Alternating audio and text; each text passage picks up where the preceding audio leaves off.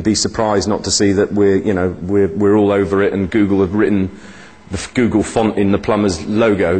The expectation of what we're going to deliver versus the money people pay us is still sometimes misaligned, and it's so easy to missell.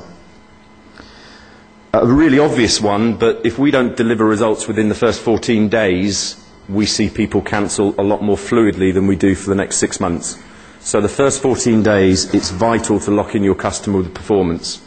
And those first 14 days, as an activity base, are more important than the next 6 months. As we're an incremental expense, we're often traded from other mediums.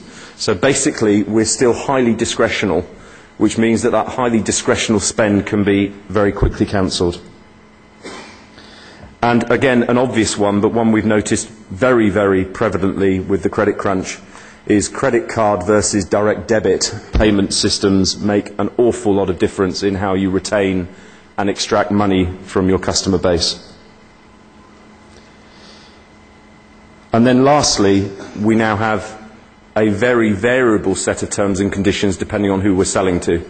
So if we're selling to a builder, the terms and conditions will look totally different for exactly the same product as they would if we're selling to a solicitor. It will come as no surprise that builders aren't as good a payers as solicitors. And then lastly, the whole mantra of the internet, I think what is actually at the base of the internet, and the reason why things are so successful, is people have got used to being given stuff for free. So the trick of the internet and the trick of what we do is give them as much as you can for free, provided you've got the confidence that you can sell another day. We know that trying before you buy is essential. We know that promotional offers, especially recently, have been incredibly successful for us, i.e. allowing tradespeople to make special offers in their local area to consumers. Reviews and ratings are also key. By the end of the year, for example, we'll have over 500,000 reviews and ratings live on our site. We see a 6-fold improvement in conversion between people who've tried something for free and then go on to being a paying customer. So in terms of this analogy of sprat to catch a mackerel, it's all about getting stuff for free first and then knowing that you can go and sell them another day. And as I've already said, it's exceptionally important in our learning that you've got a field and telesales team to follow up and close that sale. If you list something for free on Touch Local, you'll be highly likely that you'll get a telephone call within 30 minutes of doing that activity, talking to you about the product, talking to you about what we can do in prominent advertising form, and just kind of getting you involved with the ecosystem that is Touch Local. So those are our kind of 5 golden mantras. As I say, this may be repetition to a lot of you in the room. I think they're fairly unique to this industry. There certainly were key learnings that I found quite interesting, and ones that we're running our company to. I'd like to end by just introducing you to some of our advertisers. It will come as no surprise to you that we think video advertising is going to be a massive opportunity for us. We've been at it this year. We've got quite a lot already in the can, so to speak, but we hope to have a lot more in the can by the end of the year. And I thought you'd be interested to see, from a level of sophistication point of view, our average customer. So let me introduce you to some of our advertisers.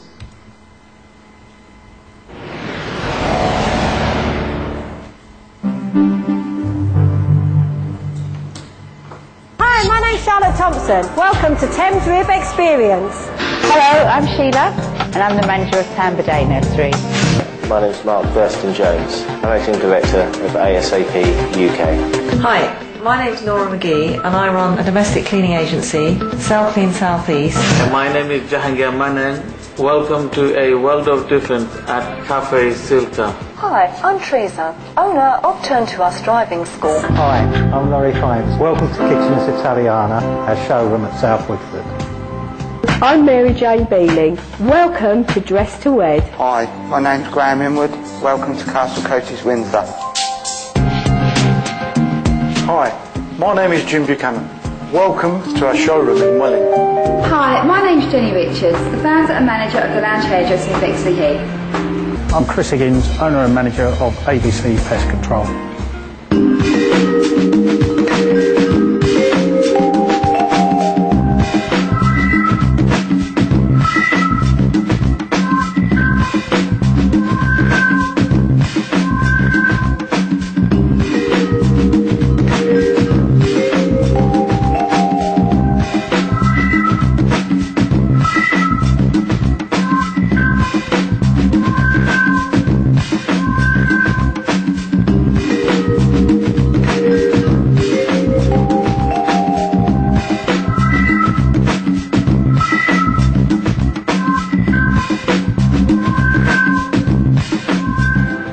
forward to seeing you.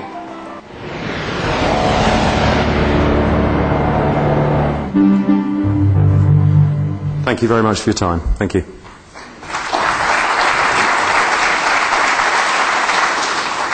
Any questions for Mark Livingstone? I haven't received any online up to now. Is there someone in the room? Otherwise, Mark, what would the typical revenue per call be for you? Or what would the typical cost per call be for the merchant? I'm sorry, what would the typical cost per call? Cost per call. How much do we charge, or yes. how do we cost it? Yeah. Well, it varies massively. We're as low as 99 pence and as high as £20, okay, depending on what vertical you're in and what services you require. We're experimenting with that elasticity all the time at the moment. We have a relatively low cost base, so therefore we can be quite aggressive on that. And our theory is go in low, get people hooked, prove the theory, and then go a little bit higher, which is almost the reverse of ways that I've done things in the past. But we're, as I say, the days of a 99p lead call are pretty imminent for us. Mm-hmm.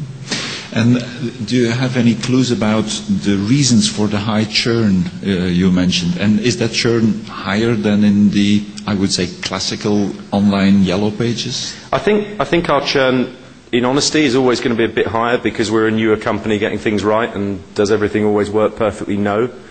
But that only explains probably less than 10% of a difference. So we're not wildly away from it. At the end of the day, you're selling to SMEs, and SMEs are by nature, especially in this current economic climate, pretty unreliable in terms of getting money out of it, whether or not they stay in business or not. So I think it's endemic within the industry. You've got to build a business that can work around churn rates that are, in relative terms to other industries and other propositions, unfeasibly high.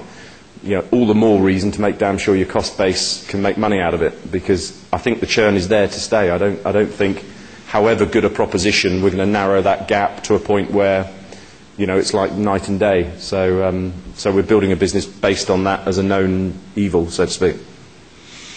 Okay.